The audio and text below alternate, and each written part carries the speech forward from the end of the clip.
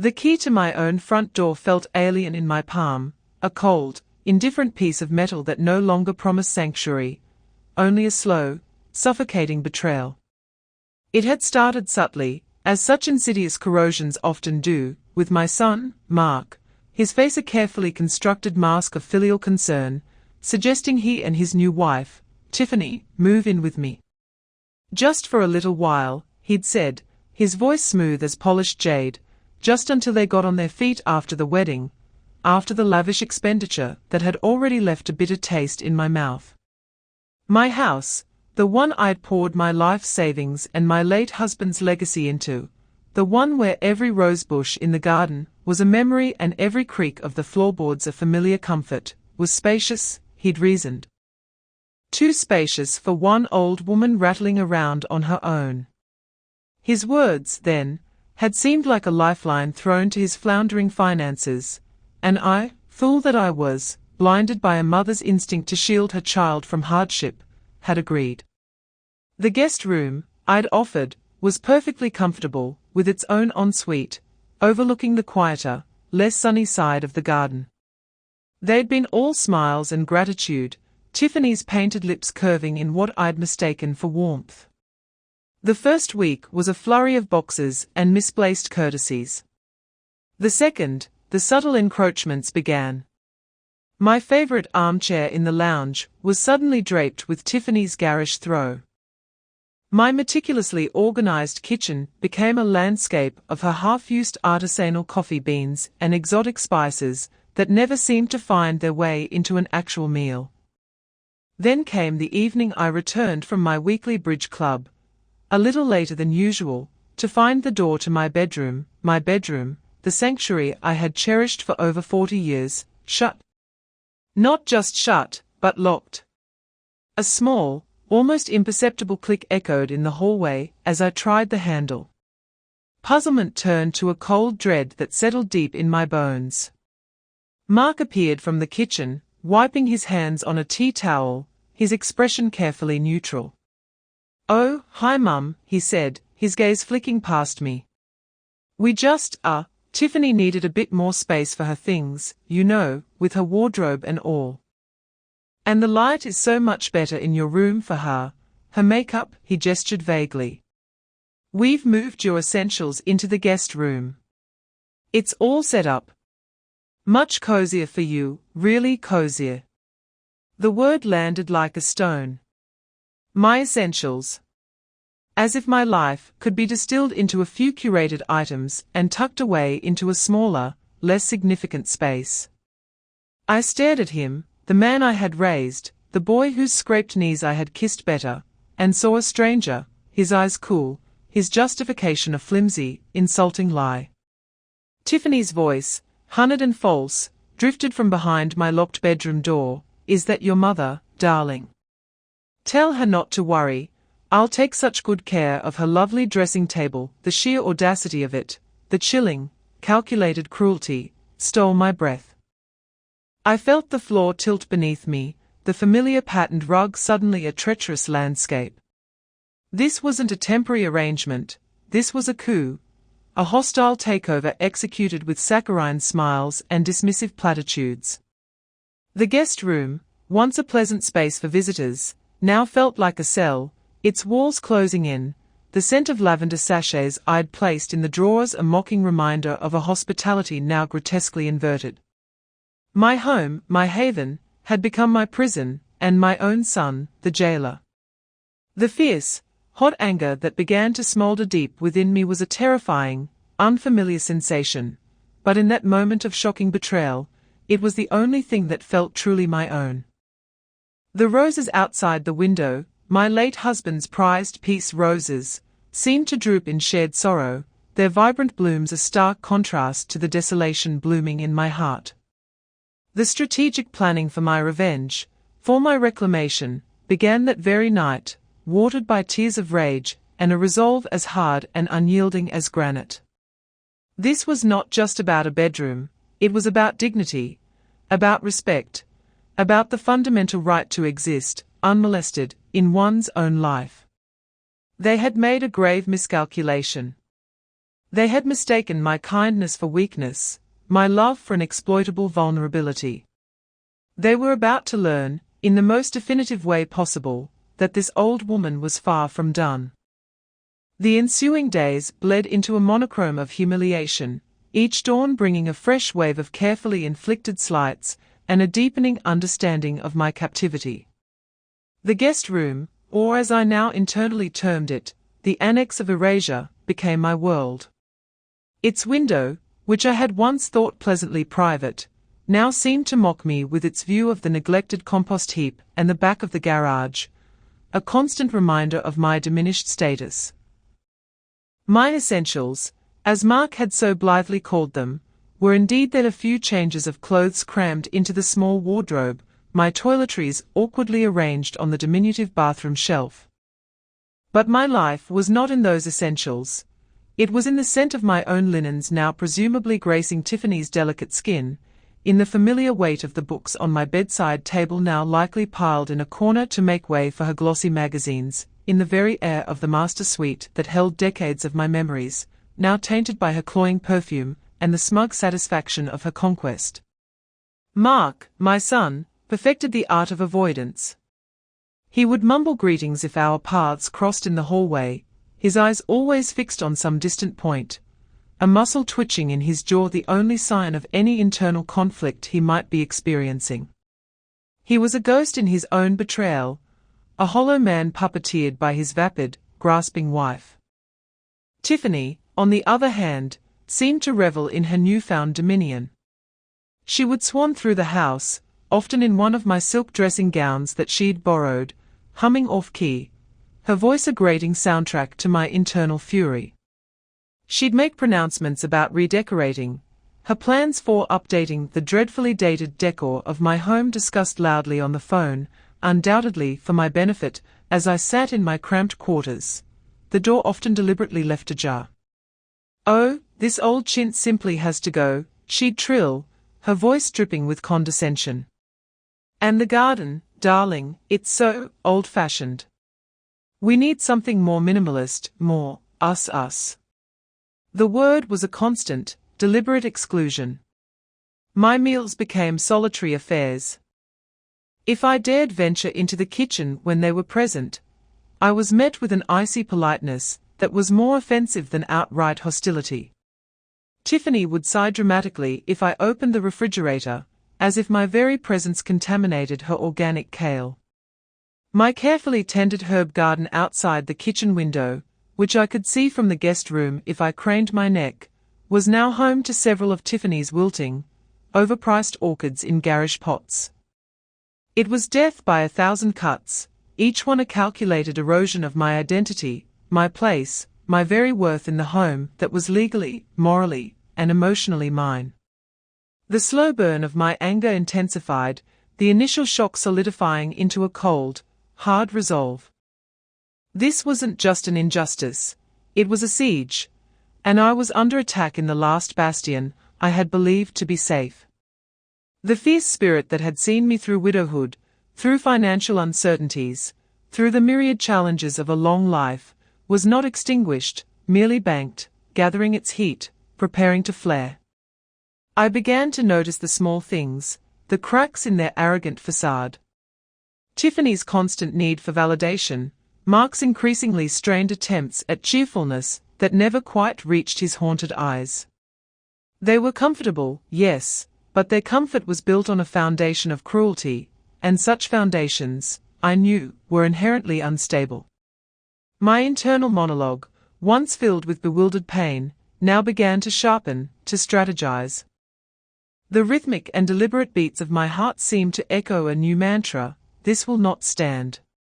The house, my beautiful house, felt less like a home and more like a stage for their grotesque play, but I knew, with a certainty that grew stronger each day, that I would write the final act. The tipping point, the precise moment when the simmering resentment boiled over into a concrete plan of action, arrived not with a dramatic confrontation, but with the quiet, callous disposal of a memory. It was a Tuesday, the day my late husband, Arthur, and I used to spend an hour in the garden, just tending the roses, a ritual of quiet companionship. I was in the guest room, staring out at the neglected compost heap, when I saw Tiffany emerge from the back door. In her hand, she carried the small, slightly chipped porcelain shepherdess Arthur had bought me on our first anniversary, a trinket of little monetary value, but immeasurable sentimental worth. It had always sat on the mantelpiece in the lounge. Tiffany held it aloft for a moment, her nose wrinkled in distaste, then, with a careless flick of her wrist, she tossed it onto the rubbish pile destined for the council collection. It landed with a small, dull thud, an almost inaudible sound that resonated through me like a gunshot. My breath caught in my throat. That tiny shepherdess, a symbol of decades of love and shared laughter, discarded like common refuse by this interloper. In that instant, something within me snapped, not with a loud crack, but with the decisive, chilling click of a switch being thrown. The pain was sharp, visceral, but it was immediately followed by an icy calm, a clarity of purpose that was almost exhilarating. The idea, which had been a faint, desperate whisper in the recesses of my mind, now blazed forth with undeniable logic.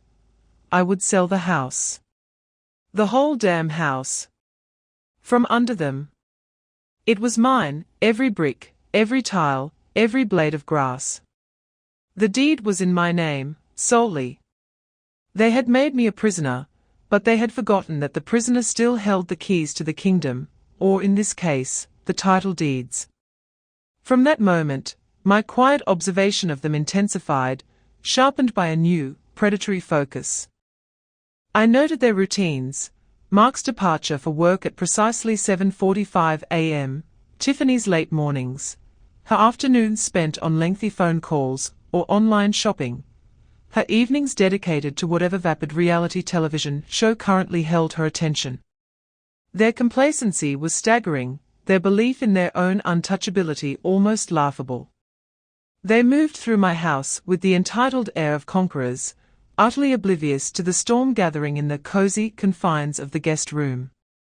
I began to think of myself not as a victim, but as a strategist, an undercover agent in my own occupied territory. The pain of Arthur's shepherdess became a cold, hard fuel. Each condescending remark from Tiffany, each averted gaze from Mark, now served only to strengthen my resolve. My internal monologue shifted from lament to meticulous planning. How to contact a solicitor. How to arrange viewings without their knowledge. The challenges were significant, but the image of their faces when they discovered they were homeless, evicted from the paradise they had stolen, was a powerful motivator. The roses blooming as revenge was no longer just a metaphor, it was the vibrant, thorny beauty of justice I was determined to cultivate. This wasn't just about reclaiming a material possession, it was about reclaiming my life, my dignity, my power. They had locked me in a room, but they had unwittingly unlocked a fierce, vengeful part of me I hadn't known existed, a part that was now fully awake and utterly determined to see this through to its triumphant, cathartic end. The game, I realized with a thrill of grim satisfaction, was truly on. The first challenge in my clandestine operation was communication. My mobile phone, usually my lifeline to the outside world, had been misplaced by Tiffany early on, a deliberate act of isolation, I was certain. The landline was in the hall, directly outside their commandeered bedroom, making private calls impossible. Mark had even, with faint helpfulness, disconnected the old computer in what used to be my study, now Tiffany's yoga space, claiming it was riddled with viruses, and too slow to be of any use to anyone. He'd promised to get me a new tablet. A promise that, like so many others, had evaporated into the ether of their self-absorption. But they underestimated my resourcefulness, the cunning that blooms in captivity. I remembered Mrs. Henderson, my old bridge partner, a retired legal secretary, with a mind as sharp as a tack and a network of contacts that could rival MI5. If anyone could point me towards a discreet and effective solicitor, it was Eleanor Henderson. The problem was reaching her.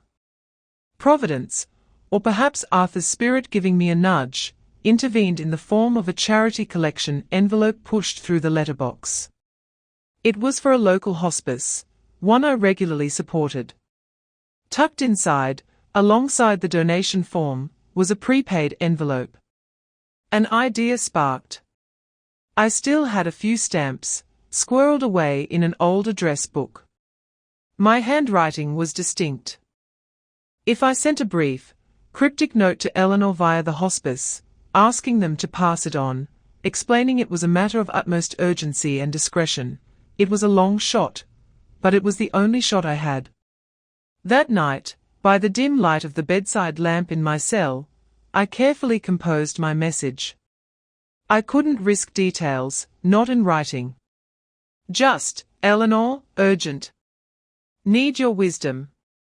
A delicate matter concerning property. Discretion paramount. Will try to call from a public phone Tuesday next, 11 a.m. your usual cafe. Please be there if you can. Yours, Margaret. I sealed it in the hospice envelope, addressed it, and added my own stamp. The next morning, feigning a need for fresh air, a request met with Tiffany's theatrical sigh about me wandering off. I managed a brief, supervised foray into the front garden to inspect the roses while Tiffany was distracted by a delivery van. I slipped the letter into the postbox on the corner of the street. The wait was agonizing. Had she received it? Would she understand? Would she be there? The following Tuesday felt like a lifetime away. On the appointed day, I pleaded a sudden, desperate need for a specific brand of indigestion tablets that only the chemist in the town centre stocked. Mark was at work. Tiffany, after much grumbling about having to chauffeur me around like a child, reluctantly agreed, more interested in using the trip to visit a boutique she'd seen advertised. At the chemist, while she browsed, I feigned a dizzy spell and asked to sit down in their small waiting area, out of her direct line of sight. My heart hammered against my ribs. Slipping a coin into the public payphone, a relic I was profoundly grateful still existed. My hand trembled as I dialed Eleanor's number, which I knew by heart. It rang 3 times. Henderson speaking. Her brisk, no-nonsense voice was the most beautiful sound I had heard in weeks. Eleanor, it's Margaret, I whispered, my voice hoarse. Are you at the cafe, dear? Just as you asked, she replied, a note of concern now lacing her efficiency. Are you all right? Your note sounded, fraught. Tears pricked my eyes. Not really, Eleanor. But I will be. I need your help. It's about the house. Briefly, concisely, I outlined the horror of my situation, the betrayal, the confinement. Her silence on the other end was punctuated only by sharp intakes of breath. When I finished, her voice was like tempered steel. The ungrateful little toadstools, she said, her loyalty immediate and absolute. Margaret, you leave this to me. I know just the man.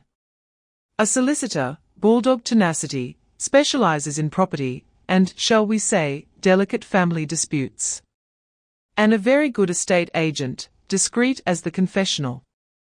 We'll get that house on the market so fast their heads will spin. They won't know what hit them. Her words were a balm, a promise of action, of alliance. For the first time in weeks, a genuine, albeit fierce, smile touched my lips. The loyal legal ally had been engaged. The wheels of justice, and poetic revenge, were beginning to turn. Eleanor Henderson, true to her word, moved with the swift, silent efficiency of a seasoned general deploying her troops. Within 48 hours of my furtive call from the chemist's payphone, I received a plain brown envelope, slipped under my guest room door during one of Tiffany's extended self-care bubble baths. How Eleanor had managed to get it delivered so discreetly, I didn't ask. Some tactical geniuses prefer to keep their methods classified. Inside was a letter from Mr. Alastair Finch, solicitor at law, his letterhead crisp and authoritative, and a glossy brochure from Sterling Properties, featuring a smiling, reassuring photo of a woman named Ms. Diane Holloway, senior sales negotiator. Mr. Finch's letter was a masterpiece of clarity and empathy. He expressed his profound dismay at my situation, phrasing carefully chosen, no doubt, for any unintended reader, and outlined a clear, actionable plan. He confirmed my sole ownership of the property was irrefutable. He detailed the process of listing the house for sale, emphasizing the need for discretion, and suggested Ms. Holloway was an expert in handling sensitive sales requiring minimal disruption to current occupants. Minimal disruption. The irony was so thick I could have spread it on toast. My life was maximal disruption, but their comfortable, stolen existence was about to be beautifully, irrevocably disrupted. The package also contained a power of attorney form, allowing Mr. Finch to act on my behalf, and the necessary listing agreements for Sterling Properties. The legal power turns were beginning, a delicious, empowering shift. Signing those documents, alone in my little room, felt like unsheathing a sword. My hand, which had trembled when dialing Eleanor's number, was steady now, imbued with a cold, hard purpose. I used the prepaid envelope Mr. Finch had thoughtfully included to return the signed forms, again relying on a brief, unsupervised moment in the front garden, this time ostensibly to deadhead some of Arthur's roses, their thorns a fitting symbol of my burgeoning fight. The internal monologue that had been a raging torrent of grief and anger now began to channel itself into focused, strategic thought. Mr. Finch had advised that Ms. Holloway would need to conduct an initial appraisal. How could this be managed without Mark and Tiffany, the oblivious usurpers, becoming suspicious? The solution came, unexpectedly, from Tiffany herself. She announced one morning, with great fanfare, that she and Mark were going away for a long weekend, a mini-moon, she called it, to a spa hotel her mother had gifted them. "You'll be all right on your own, won't you, Margaret?" she'd asked, not a question but a statement, her concern as synthetic as her acrylic nails. "Don't go burning the place down." The dry humor of her casual cruelty was almost too much, but I managed a weak smile. "I'll be fine, dear. You two enjoy yourselves." It was perfect. A whole weekend. I contacted Eleanor immediately, using my carefully hoarded coins at the corner payphone during a walk for my circulation. Ms. Holloway, Eleanor assured me, could be there on Saturday morning. The emotional symbolism of reclaiming my house, even for a few hours, to allow a stranger in to assess its value for sale, was potent. This wasn't just about money, it was about wresting back control, piece by painstaking piece. The contrast between my confined physical state, still largely relegated to the guest room even when they were out, and the expanding scope of my agency was exhilarating. I was a prisoner, yes, but a prisoner who was meticulously, secretly, dismantling the prison walls from the inside out, all while the jailers planned their spa treatments.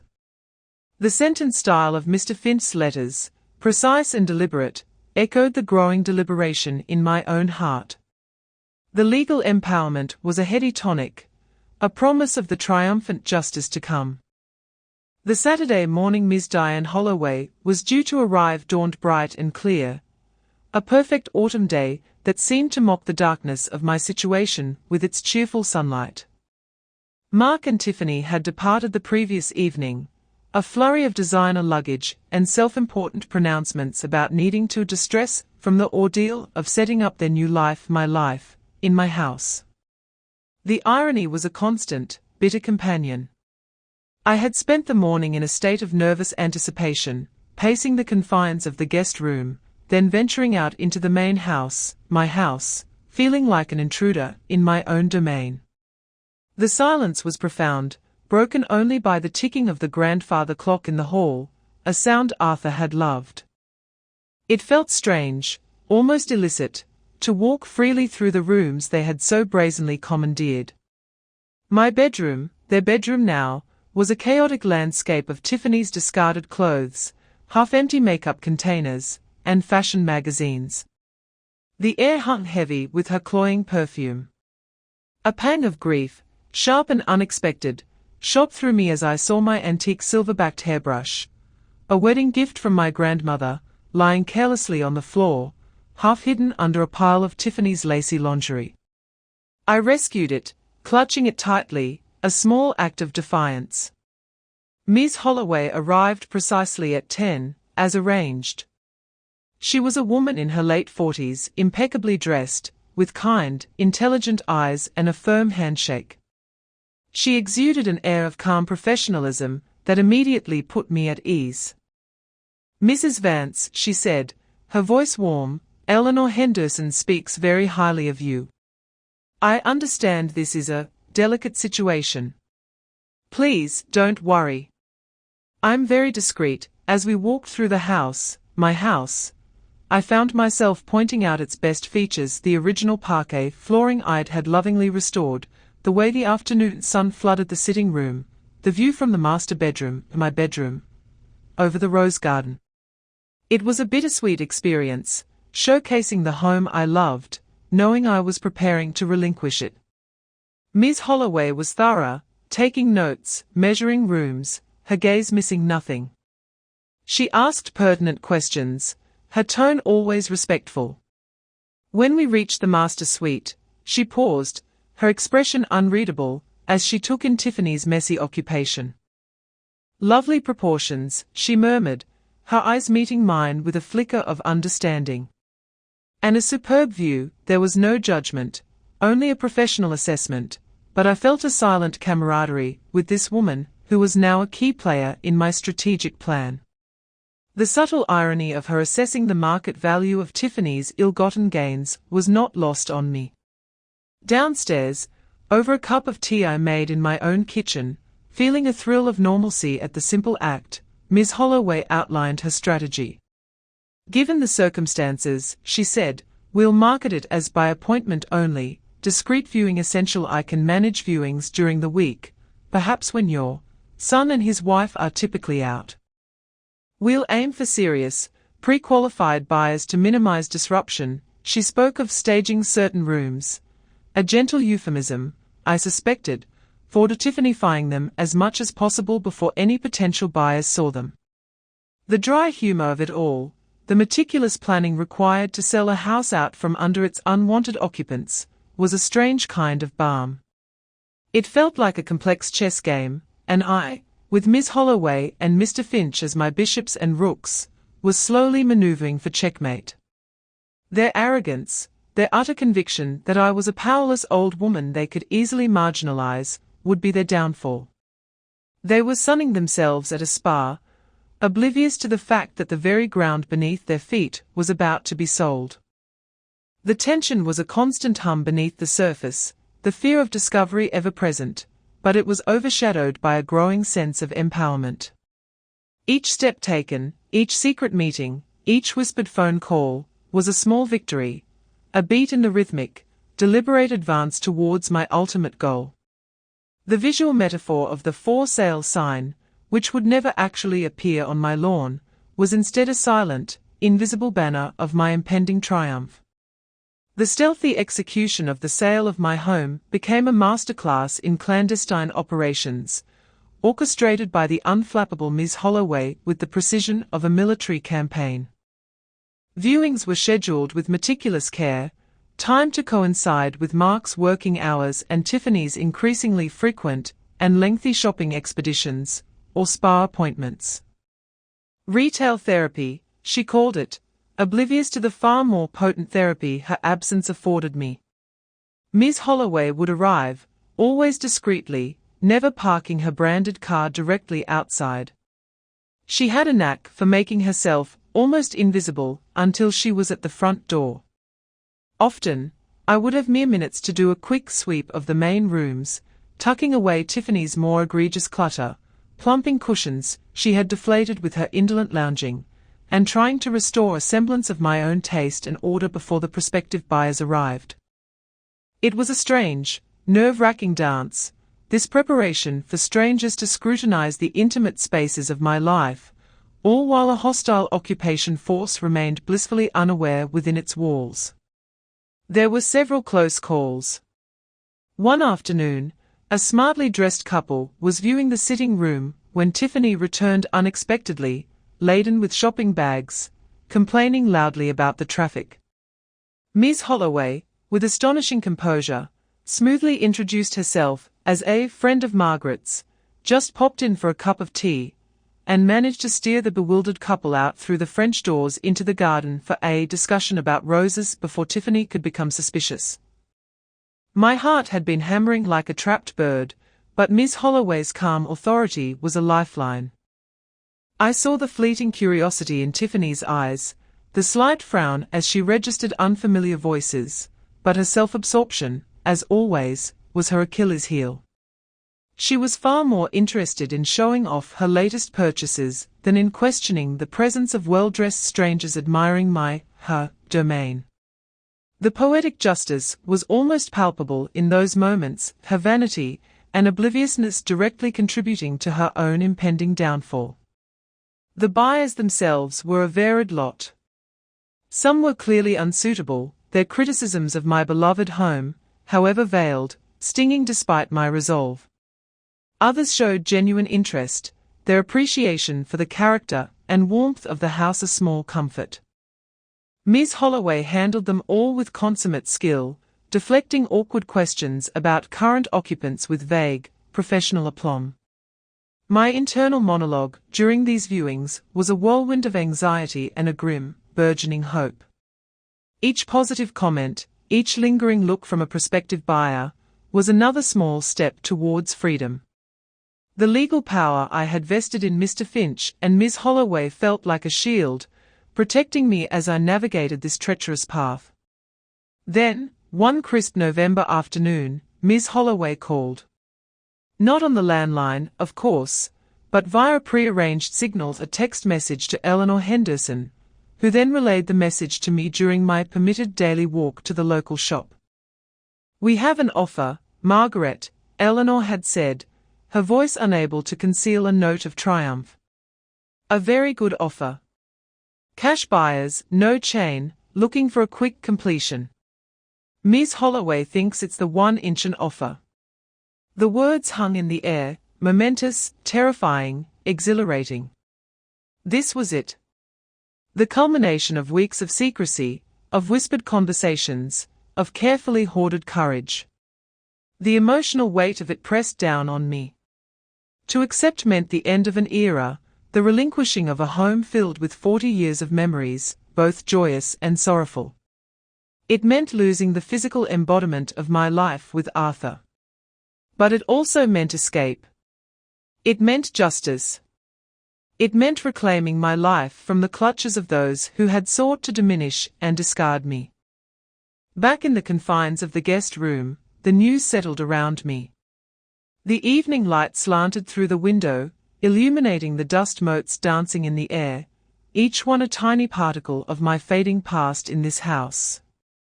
There was a pang of sadness, deep and true, for what was being lost.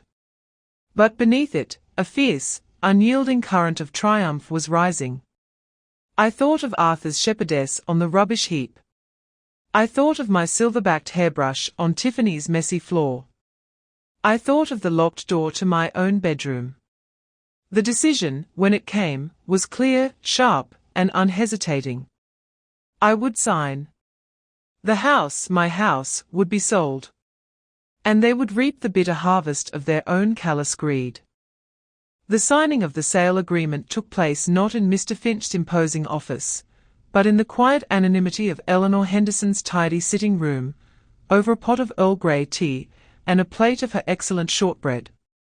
Mr. Finch, a kindly man with surprisingly gentle eyes behind his stern spectacles, had driven out himself, bringing the formidable stack of documents that would formally sever my ties to the house on Ashworth Drive.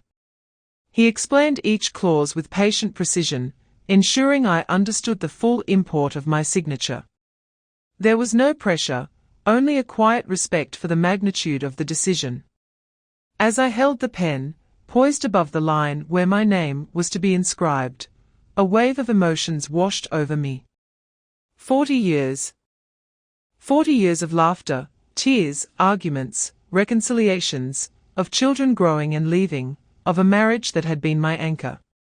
All contained within those bricks and mortar. The scent of the roses Arthur had planted, the feel of the sun on the window seat in the kitchen, the sound of rain on the conservatory roof, these were not just memories. They were woven into the very fabric of my being, and inextricably linked to that house. For a fleeting moment, doubt, cold and insidious, tried to whisper its way in. Was I doing the right thing? Was this too drastic, too final? Then, as clearly as if she was standing beside me, I pictured Tiffany, her smug, painted smile as she lounged in my armchair, in my bedroom, wearing my clothes, living my life.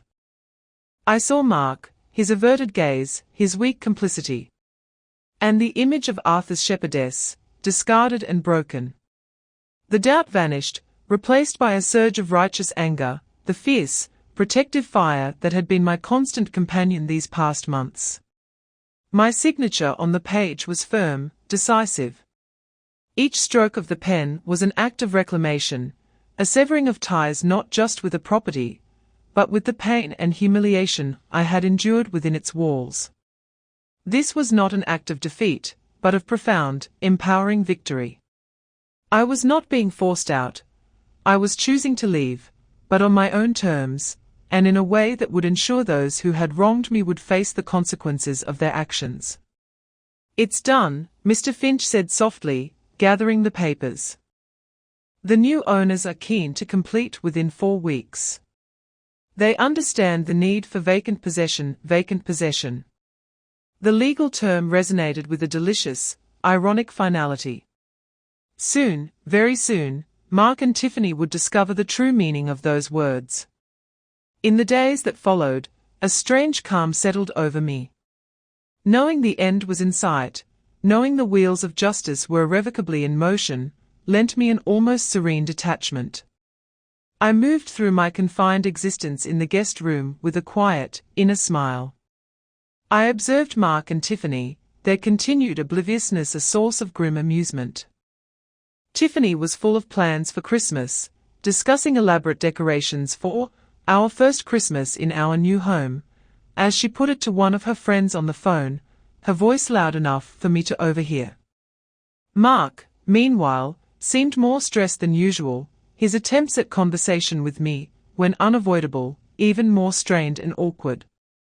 Perhaps some vestige of conscience was pricking him, or perhaps it was just the pressure of maintaining their charade. I felt a peculiar sense of pity for him, a fleeting echo of the motherly love that had been so cruelly betrayed. He was weak, easily led, a pawn in Tiffany's shallow, grasping game.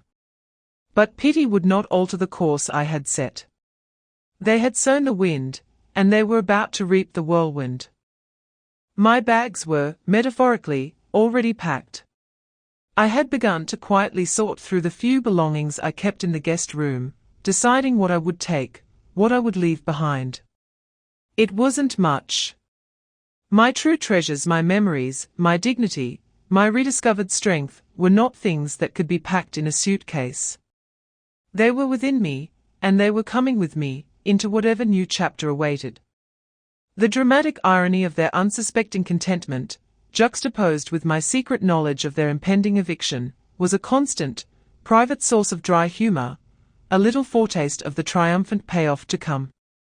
The final days in the house on Ashworth Drive were imbued with a surreal quality, a heightened awareness that only comes when one knows a profound change is imminent. I moved through my routines with a quiet deliberation, a sense of observing events from a slight remove, like watching the final scenes of a play whose ending only I knew. Mark and Tiffany remained blissfully, almost comically, ignorant. In fact, if anything, Tiffany's sense of entitlement seemed to escalate, as if sensing, on some subconscious level, that her reign was nearing its end, and therefore needing to assert her dominance more forcefully. She complained more loudly about the shabbiness of certain furnishings. Mine made increasingly grandiose plans for renovations she would insist Mark undertake in the new year, and even had the audacity to ask me if I'd mind clearing out the small shed at the bottom of the garden, as she wanted to convert it into a meditation pod. The sheer, unadulterated gall of it was breathtaking. I merely smiled, a placid, enigmatic smile that I could see irritated her, and murmured something noncommittal about my aching back. The internal monologue was rich with the dark humor of it all. Her meditation pod.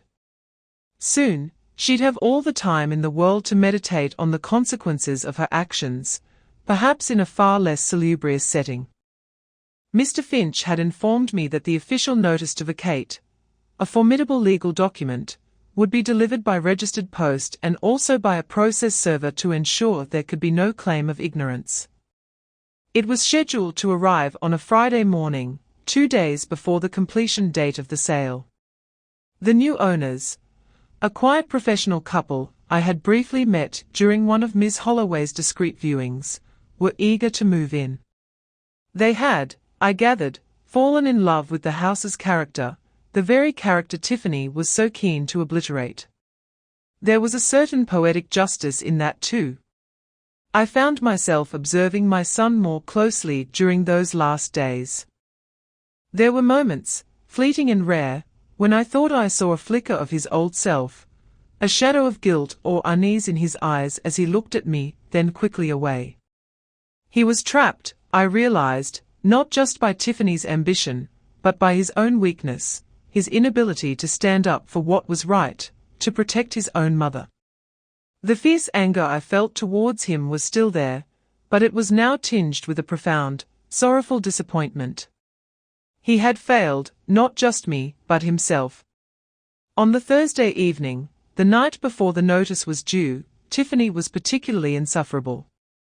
She'd had a terribly stressful day shopping for what she believed to be her Christmas decorations, and was complaining vociferously about the lack of decent service in the high-end department stores. Mark placated her with soothing noises, fetching her a glass of wine, his subservience almost painful to watch. I sat in my designated armchair in the corner of the lounge. They allowed me that small concession in the evenings now, as if my presence there somehow legitimized their occupation, and listened, my face impassive, my heart beating a steady, anticipatory rhythm. Tomorrow the charade would end. Tomorrow the power shift, so long in the planning, would be made devastatingly, gloriously manifest. The calm before the storm was almost over. And the storm, when it broke, would be entirely of their own making. I felt a strange sense of peace, the deep emotional satisfaction of knowing that justice, however delayed, was about to be served, cold and irrefutable. The roses outside, their autumn blooms faded but still holding a stubborn beauty, seemed to nod in agreement in the twilight. The Friday morning arrived crisp and clear, the sky an innocent, unassuming blue, a perfect, ironic backdrop for the drama about to unfold. I was in the kitchen, making myself a cup of tea, a small act of defiance, as Tiffany usually decreed the kitchen off-limits to me before 10 a.m. when the doorbell rang. Not the cheerful chime of a friend, but the sharp, insistent peal of someone official. Mark, still in his dressing gown, looking rumpled and ill-tempered, shuffled to answer it. I heard the murmur of voices, then Mark's raised, incredulous tone. "What is this?" There must be some mistake. Tiffany emerged from their bedroom, yawning, her face still creased from sleep. "What's all the commotion, darling? Some idiot trying to sell us something at this ungodly hour." Then she saw the man in the doorway, holding out a sheaf of papers, and Mark's face, pale and stunned. The process server, a stolid, impassive man, simply stated his purpose and handed Mark the documents. Mark's hands trembled as he took them. He stared at the official-looking letterhead, his eyes scanning the first few lines, his jaw slowly dropping.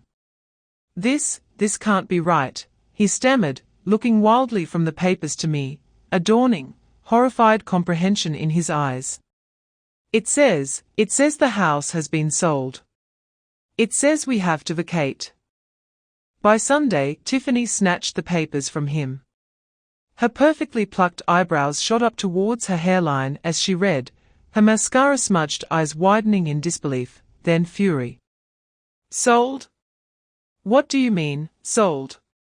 This is our house. Margaret, what is this nonsense? Tell them it's a mistake. Her voice rose to a shrill shriek. I took a slow, deliberate sip of my tea, meeting her gaze with a calm I hadn't known I possessed. Oh, it's no mistake, Tiffany, I said, my voice even, devoid of tremor. The house is indeed sold. I sold it. It was, after all, mine to sell. The silence that followed was electric, charged with her sputtering rage and Mark's stunned, ashen-faced disbelief. You what? Tiffany finally choked out, her face contorting into an ugly mask of fury. You can't do that. We live here. This is our home. Actually, dear, I replied, allowing a small, dry smile to touch my lips, the first taste of that poetic justice humor. It was my home. You were merely guests. And your stay has, shall we say, expired. Mark finally found his voice, a choked, desperate sound. Mum, how could you? Why didn't you say anything? Say anything? I raised an eyebrow, the fierce, vengeful tone now subtly lacing my words.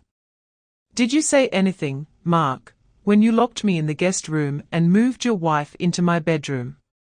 Did you say anything when my belongings were discarded, my life systematically erased in my own home? No, I don't believe you did. The power shift was absolute, the air crackling with it. Tiffany started to scream then, a torrent of abuse, threats, and accusations. I simply watched her, unmoved. Her hysteria was a measure of her shock, her utter incomprehension that her carefully constructed world was crumbling around her. Mark just stood there, looking utterly broken, the papers fluttering from his nerveless grasp. You'll have to be out by Sunday evening, I informed them coolly, turning to rinse my teacup.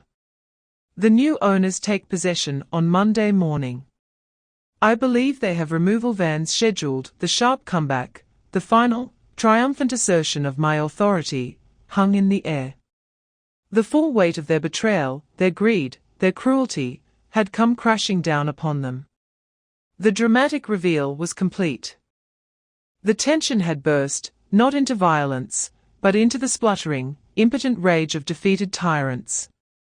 My victory was not loud, but it was total. The weekend that followed was a maelstrom of their disbelief, panic, and impotent fury, a stark contrast to the quiet, triumphant calm that enveloped me. Tiffany alternated between screaming fits, tearful recriminations directed at a shell-shocked Mark, and frantic phone calls to anyone who would listen, her mother, her friends, even, I believe, a bewildered and unsympathetic lawyer who presumably told her she didn't have a legal leg to stand on. The house, my house, soon to be someone else's, echoed with her outrage. Mark, on the other hand, seemed to deflate, shrinking into a pale, silent ghost of himself. He wandered aimlessly from room to room, occasionally making half-hearted attempts to pack a few of their belongings into hastily acquired cardboard boxes, his movements clumsy, his eyes hollow. There were no more orders for me, no more condescending remarks. The power dynamic had been so utterly, irrevocably reversed that they seemed unsure how to even address me. I remained in the guest room, my sanctuary now, a quiet observer of their chaotic unraveling.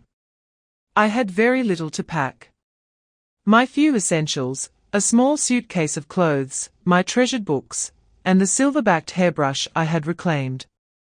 The rest, the furniture, the household goods, decades of accumulation, would remain for the new owners, as per the sale agreement. I was traveling light, into my new future. On Sunday afternoon, as the deadline for their departure loomed, the true extent of their unpreparedness became starkly apparent. They had nowhere to go. Tiffany's mother, it seemed, was unwilling or unable to accommodate them and their mountain of possessions. Their friends were suddenly unavailable. The sleek, white BMW Mark was so proud of, now loaded to the brim with Tiffany's designer clothes and hastily packed boxes, looked less like a status symbol and more like a refugee vehicle. The catharsis for me was profound, not in their suffering, exactly, but in the undeniable, inescapable consequences of their actions. They had sought to render me homeless in my own home, and now, through their own greed and callousness, they faced that very prospect themselves. It was the ultimate poetic justice. As the removal van for the new owners rumbled to a halt outside late on Sunday afternoon, a visible symbol of the finality of it all, Tiffany dissolved into another paroxysm of tears and rage. Accusing me of being a vindictive old hag, I simply looked at her, my expression serene. "Perhaps, Tiffany," I said quietly. "But I am a vindictive old hag, who will sleep soundly in her own bed tonight. Can you say the same?" Mark finally spoke, his voice barely a whisper, as they prepared to drive away, their faces a mixture of despair and fury.